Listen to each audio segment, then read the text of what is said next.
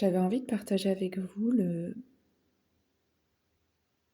symbolisme du chiffre 7. Alors ici, vous avez l'arcane numéro 7 du tarot, le chariot et la maison Dieu, qui est l'arcane numéro 16, donc 1 et 6 qui fait 7. Pourquoi j'ai mis ces cartes-là? Parce que nous sommes en année 9, si on additionne 2025, donc 2 et 2, 4 et 5 qui font 9.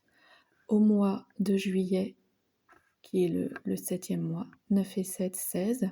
Donc on arrive à l'arcane de la maison Dieu, mais aussi en additionnant le 16 dans les énergies du 7, le chariot.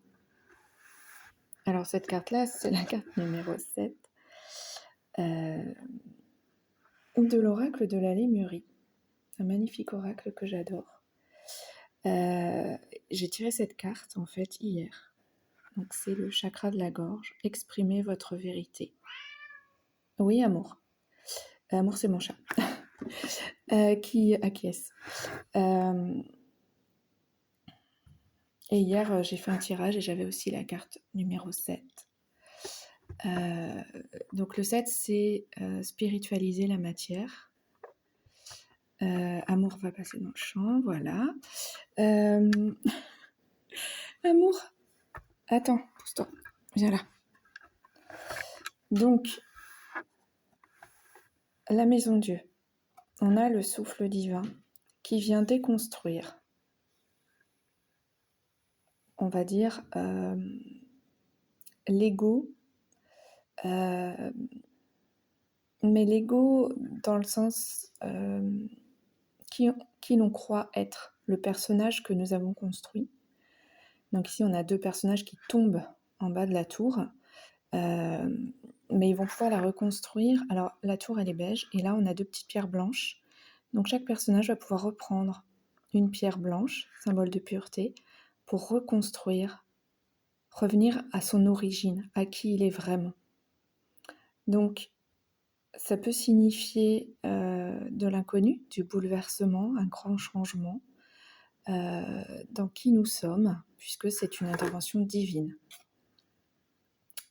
qui peut se manifester dans la matière. Et donc dans le même cadre d'énergie, on a le chariot.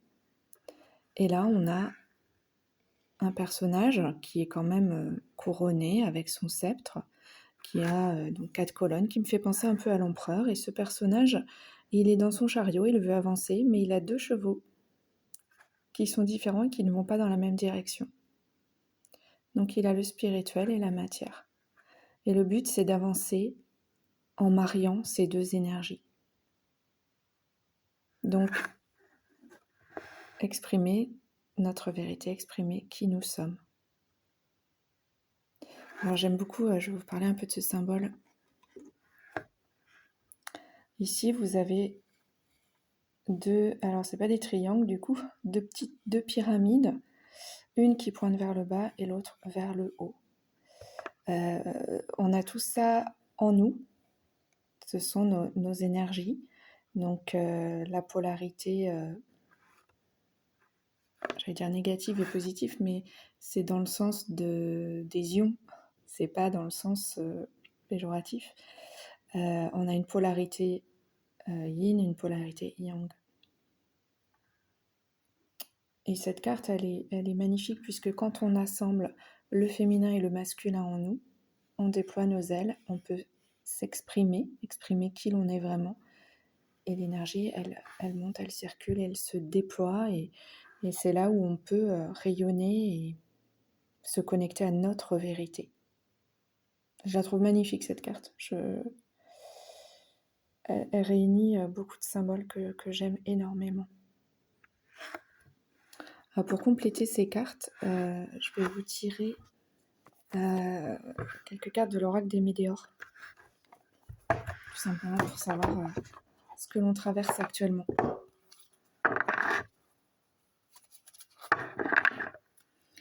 Alors, je vais les passer un peu.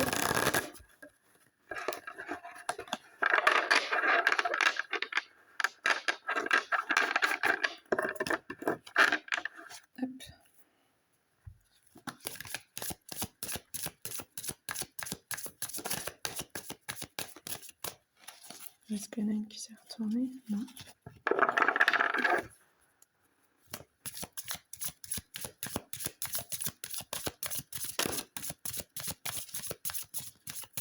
Ah oui, ce que je voulais préciser, c'est que ce sont des énergies, tout ce que je vous ai expliqué. Et on peut surfer sur la vague de ces énergies et en profiter pour accueillir ces changements et s'affirmer, du coup, se positionner, choisir de manifester qui l'on est et arrêter de montrer une image de nous qui n'est qu'un apparat, en fait, hein, qui n'est pas notre origine, notre pureté. Alors, celle-ci, elle voulait... Hop là, là j'en ai 2 et j'en voulais 3.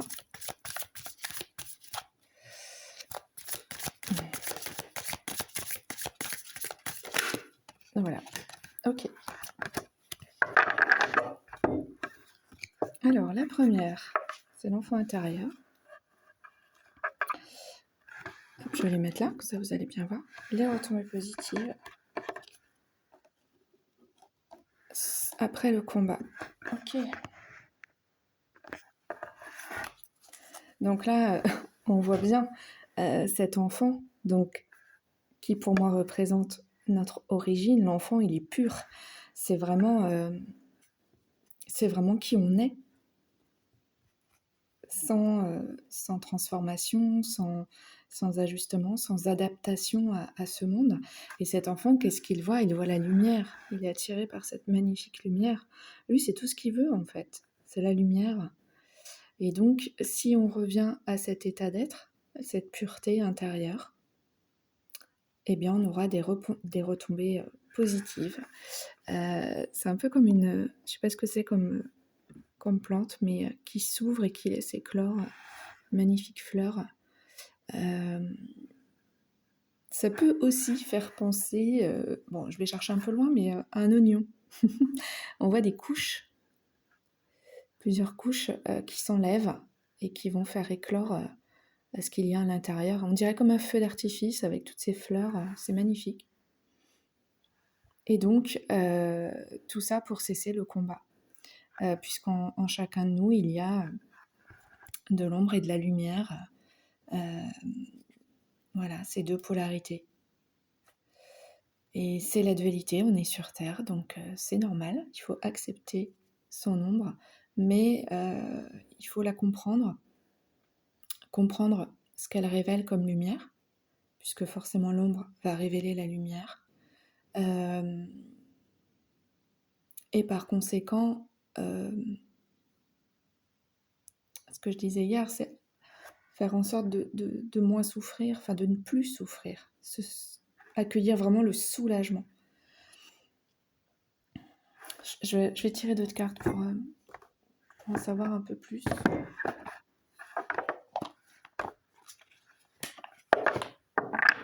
Avec l'oracle de la triade.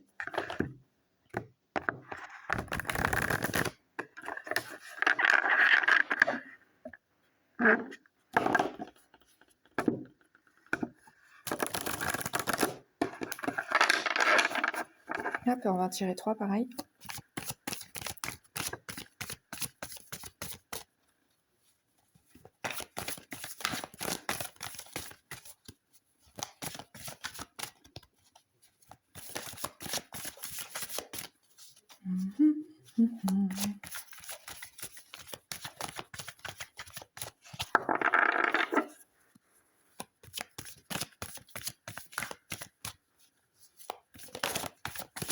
Il y en a une qui s'est retournée.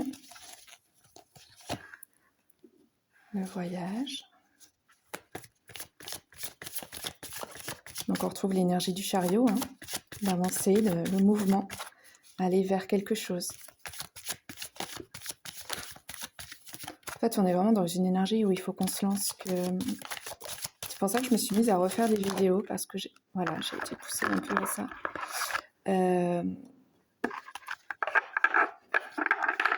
C'est arrêter de se cacher, en fait. Voilà. Montrer au grand jour qui on est, ce qu'on aime faire. Hop là, oh bah elle est magnifique celle-là, la paix. Donc on a le voyage, la carte 9, enfin 36 qui fait 9. L'oméga, donc ça c'est la fin, la clôture. 7 et 5, ça fait 12. Et la 23, la paix, le 5, le changement. Donc voilà, on voyage vers la fin de quelque chose pour retrouver la paix en nous. Donc c'est vraiment complémentaire. On arrête les combats, on avance vers notre pureté intérieure pour la retomber positive, pour trouver la paix, quoi. Hop là. Donc ça, c'est les énergies actuelles. Peut-être que vous le ressentez en vous, qu'il y a quelque chose qui change. Alors là, je vais prendre les oracles. J'adore ces 3 oracles. Donc il y a message de ton corps, message de ton cœur et message de ton âme. Donc je vais rester sur 3 cartes. Je vais tirer une de chaque.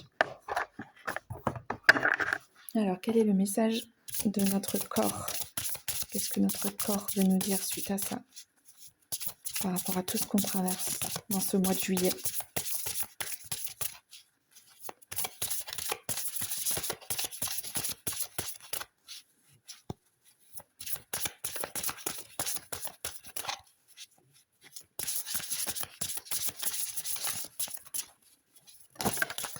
Hop là, oh bah, on reste toujours dans la même thématique. Hein. L'oppression. Donc ça, c'est le message de notre corps. Un poids dans la poitrine t'oppresse, t'étouffe, te coupe de tes ressentis. Libère-toi en respirant profondément et en conscience pendant 5 minutes par jour. Alors ça, c'est... je rigole parce que je le dis souvent aux personnes qui viennent me consulter, respirer.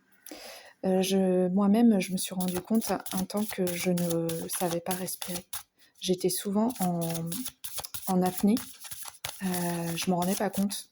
Et ça, c'est lié à des angoisses qu'on a vécues. Et on oublie de respirer, on se met en mode un peu survie. Et du coup, la respiration, c'est quand même la vie, quoi. On s'étouffe. On étouffe notre cœur, on se coupe de nos ressentis.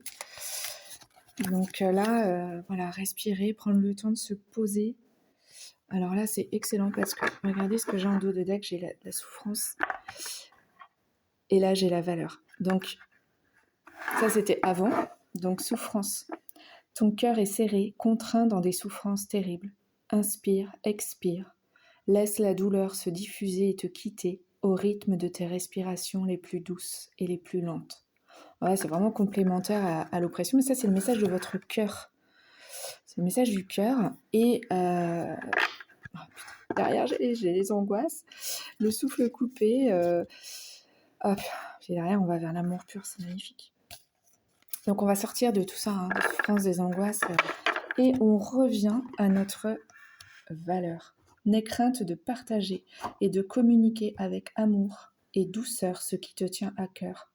Tes valeurs, tes principes, c'est ce qui définit et constitue la pureté de ton âme. Le mot pureté revient énormément. On revient vraiment à cette lumière. La carte de la souffrance, je ne vais même pas la laisser parce que c'est fini en fait. Vous voyez, l'oiseau il s'envole, ça y est, on en sort, quoi. Donc je l'enlève, ça sert à rien, on la garde pas. Et on va finir avec le message de ton âme. Mais c'est la fin, quoi. Réjouissez-vous, soulagement. On respire, on souffle, on évacue tout ça de notre corps. On est vraiment à un grand tournant. Comme je vous disais tout à l'heure, pour calculer l'énergie du 7, on est en année 9. L'année 9, donc c'est un cycle de 1 à 9. L'année 9, c'est la fin. C'est l'oméga, c'est la fin du cycle. C'est ça y est, on clôture. Petit conseil, se reconnecter à la nature. Je vois si vous voulez le lire et mettre sur pause. Mais voilà, revenir à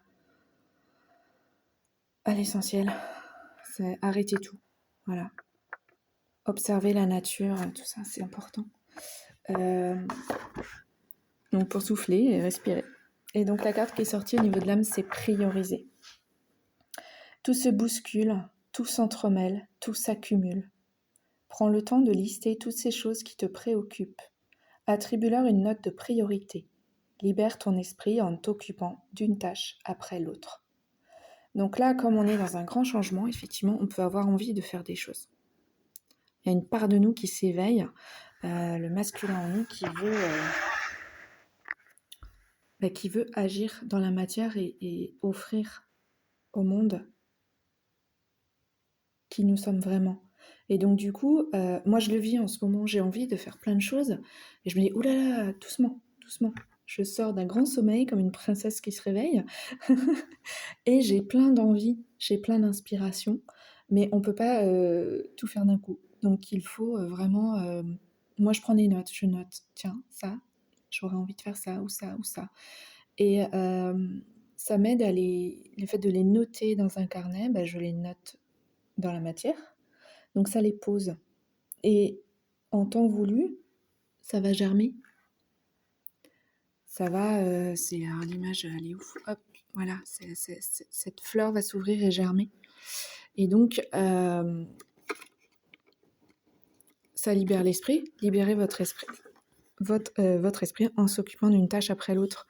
C'est qu'en fait, oui, vous pouvez noter, mais de vous dire, tiens, j'ai envie de me lancer dans une nouvelle activité, je vais commencer petit. Je vais commencer par faire un petit pas. Et ça va libérer votre esprit, puisque vous aurez fait une petite chose qui en amènera une autre. Et ça va éviter de stresser, de repartir justement dans des angoisses qui sont totalement inutiles en fait. Donc revenir au moment présent en fait, se dire tiens, ici maintenant, qu'est-ce que j'ai envie de faire ? Pas se forcer, et si à un moment donné on a envie de se poser parce qu'on ne sait plus du tout quoi faire, moi ça m'arrive en fait de me dire oh là là, je sais plus par quel bout prendre, et je me pose. Je respire et je me dis ok, on va se poser et laisser tout simplement la vie, le divin, je sais pas comment vous l'appelez, mais c'est lui qui est à bord, hein. C'est lui qui nous dirige, qui nous emmène dans ce mouvement de vie. Et quand on arrête de lutter, eh bien il nous guide. Alors pas forcément de la manière dont on le souhaiterait, ou on l'imaginerait, mais il nous guide vers ce qui est le meilleur pour nous. Alors ça peut être des rencontres, ça peut être des propositions, des occasions, des synchronicités, ça peut être beaucoup de choses, des choses très simples.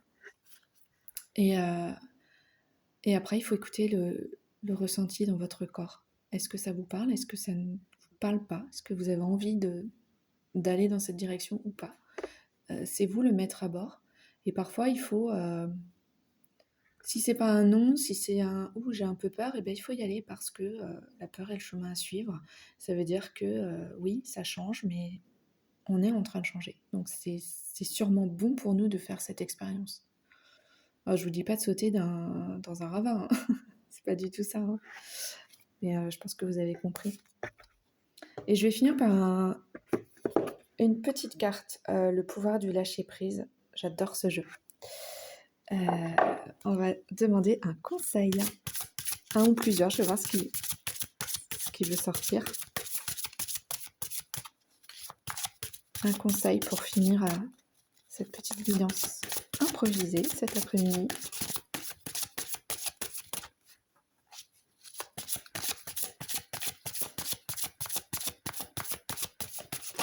Ah, hop là. Alors, je vais prendre les deux qui sont retournés. Il y en a deux qui sont retournés. Oula. Je dis oula parce qu'il y a un serpent. Et puis elle n'a pas une tête très accueillante, cette dame. Elle est... je sais pas si vous allez bien voir son regard, mais... Moi, j'ai rien contre les serpents, hein. Les serpents, c'est pas forcément... Il est ambivalent, le serpent. Alors, c'est lâcher votre désir de contrôler les gens. Être dans le contrôle en permanence peut saboter vos relations. Pour atteindre vos objectifs efficacement, faites marche arrière, recentrez-vous et offrez à la situation un espace de respiration. On en revient encore à la respiration. Donc c'est vraiment, comme je vous disais, hein, c'est pas nous qui sommes aux commandes. Virginie, elle est guidée par un mouvement de vie à l'intérieur et Virginie, elle agit en fonction de ce mouvement de vie. Et chacun de vous, c'est la même chose. On est un personnage, oui. On a un corps physique qui agit dans la matière, mais on est inspiré par une force de vie, une énergie de vie. Et quand on veut contrôler, en général, c'est pas bon, parce qu'on est dans la résistance. Le mot qui est positif dans cette situation, c'est la maîtrise. C'est quand on ressent, on maîtrise, c'est-à-dire qu'on comprend, on conscientise, mais on laisse aller. On ne contrôle pas. Et c'est vrai que ça peut saboter les relations, puisque si on attend que les autres nous voient d'une certaine façon, si on le veut qu'ils nous voient d'une certaine façon, c'est en quelque sorte, j'ai le mot manipulation qui vient. L'autre voit de nous ce qui se reflète en lui. Enfin, c'est un très vaste sujet, ça. Hein. Mais voilà, pour atteindre vos objectifs efficacement, faites marche arrière. Recentrez-vous et offrez à la situation un espace de respiration. Ça veut dire que vous faites un pas en arrière pour vous stabiliser, respirer et je lâche le contrôle. Je laisse faire. Bon, la deuxième carte, alors vous avez remarqué, on est sur... là, c'est le plexus solaire, hein, c'est du jaune. Donc, on est vraiment dans les émotions. Et là, on est dans le orange, le chakra sacré, la création sacrée. Donc, faites de la place à la paix intérieure, la paix qui est ici.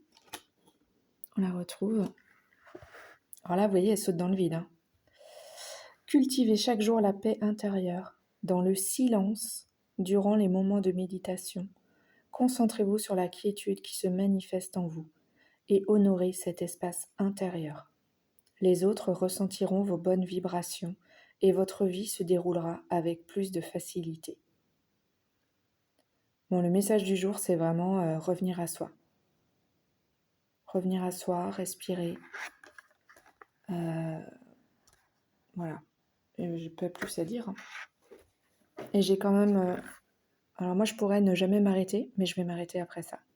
Prendre une petite carte de l'oracle, une carte du petit oracle du tarot. On va demander une seule pour conclure. J'adore ce petit oracle. Voilà. Hop. Oh, le mat. Hop là. Alors, est-ce que c'est flou pour vous?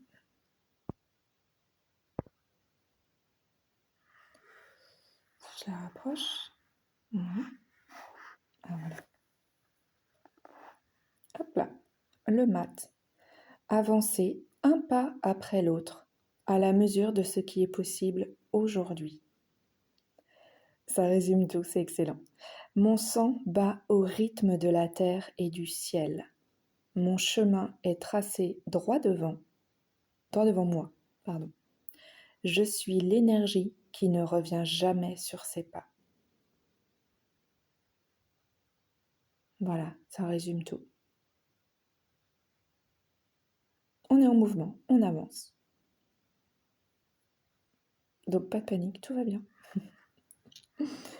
Bon, bah sur cette magnifique carte, hop, je vous laisse. À bientôt.